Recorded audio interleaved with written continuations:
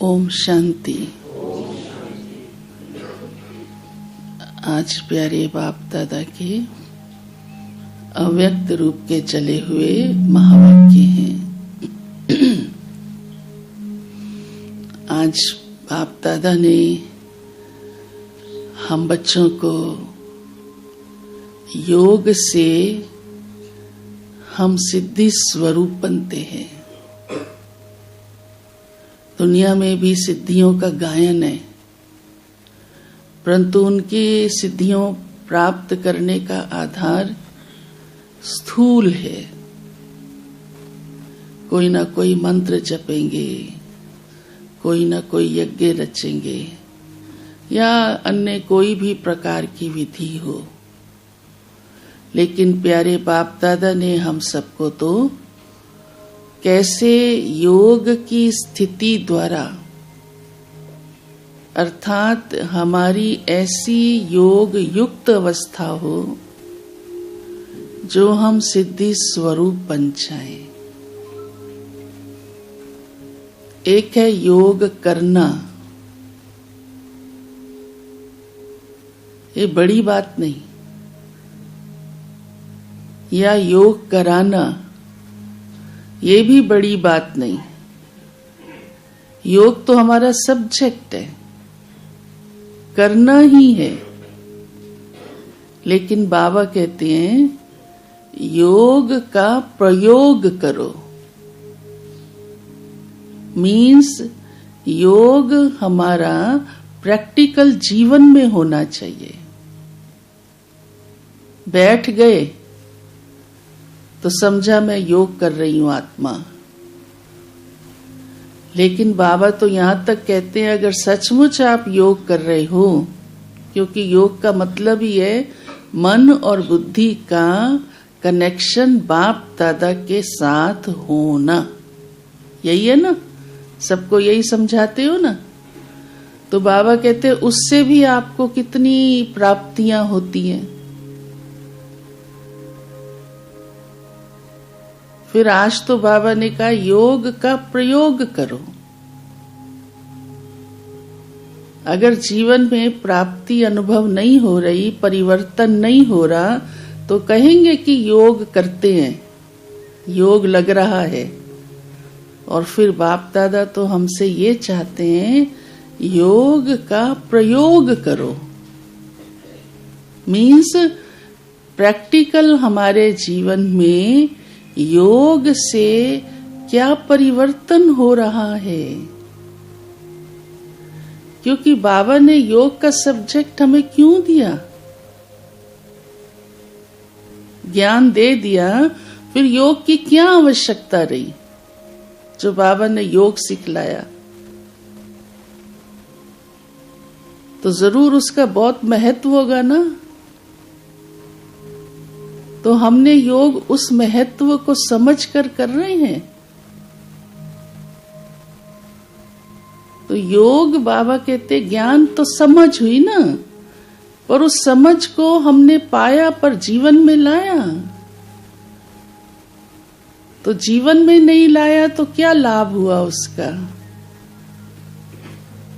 और जीवन में लाने के लिए ही बाबा ने योग का सब्जेक्ट दिया है। और वो जीवन में नहीं आ रहा तो योग का सब्जेक्ट का क्या लाभ हुआ। ये अपने से ही पूछो। तो योग माना जीवन में परिवर्तन, और वो परिवर्तन भी बाबा ने सुनाया है। उससे भी समझ सकते हो कि मेरा योग कैसा है, क्या सचमुच प्रैक्टिकल है या सिर्फ बैठना ही है। बस बैठना भी क्या, या तो नींद करते रहते हैं, फिर मानते भी नहीं है हम नींद कर रहे हैं। हाँ? तो बाबा ने कहा है उसकी पहली निशानी होगी संस्कारों का परिवर्तन। मेरे पुराने संस्कार बदलते जाएं, क्योंकि हमको लक्ष्य कितना ऊंचा मिला है।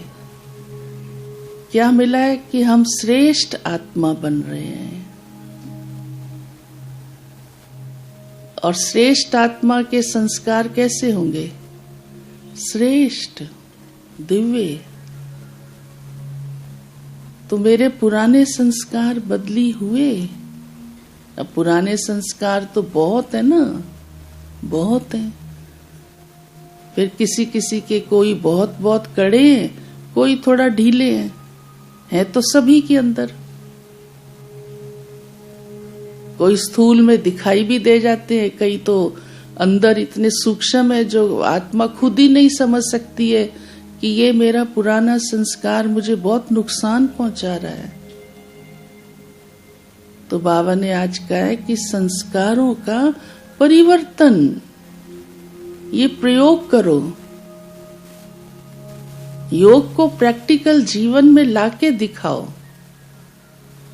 और वो प्रैक्टिकल जीवन का स्वरूप है संस्कारों का परिवर्तन। समझ रहे हो ना इस बात को? हाँ? अपने पुराने संस्कारों को समझते हो? पहले तो ये महसूस करो।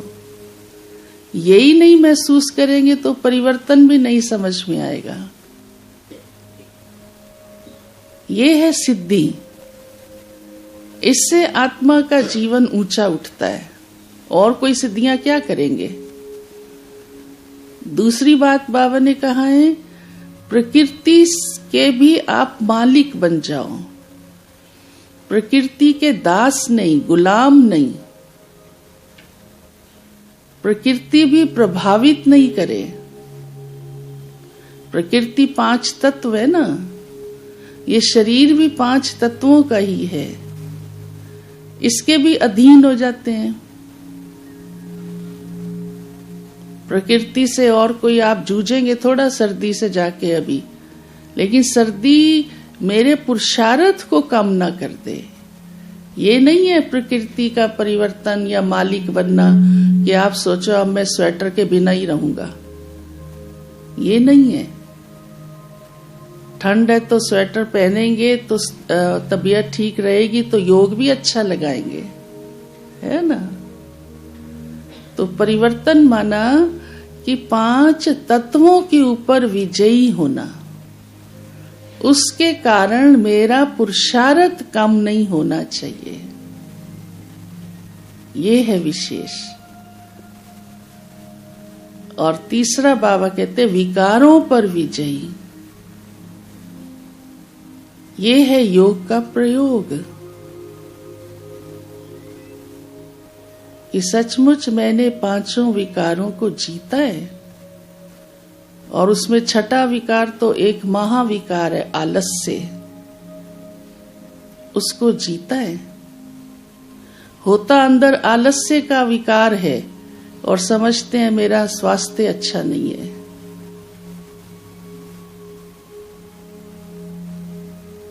परंतु स्वास्थ्य अच्छा नहीं है तो इसका ये मतलब नहीं कि हम अपना पुरुषार्थ छोड़ दें, हम अपनी सेवा छोड़ दें। बाबा को देखो, लास्ट तक इतनी उम्र में भी अपनी सेवा करता रहा, छोड़ी नहीं। आलस्य छुड़ाता है, पुराने संस्कार छुड़ाते हैं, पुरुषार्थ ढीला करा देते हैं। तो विजयी कहाँ हुए?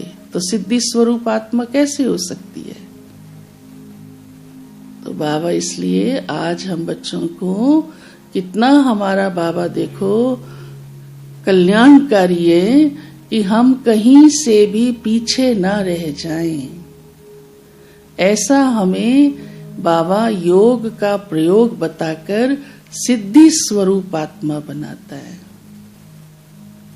तो आज प्यारे बाबा ने सिद्धियां माना हमारा क्या होना चाहिए? प्रैक्टिकल जीवन में परिवर्तन होना चाहिए। ये है सिद्धि स्वरूप बनना।